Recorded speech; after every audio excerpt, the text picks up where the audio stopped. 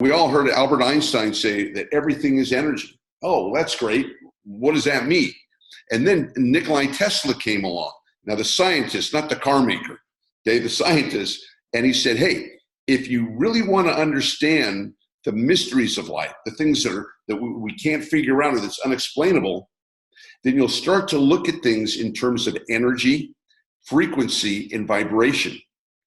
So that was more of a clue that I started to recognize. And in my work, I've developed that to recognize that all energies, and that's everything we're dealing with, people, places, things, businesses, health, relationships, it's all energy.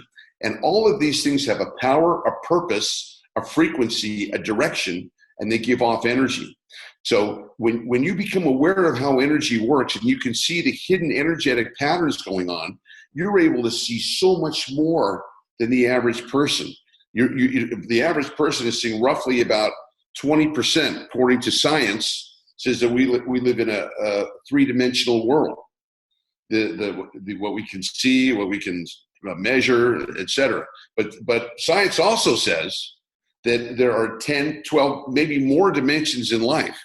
So if that's the case, then our operating system is only recognizing 20% of reality of what's going on. And there's 80% that we can't see, we're not aware of yet.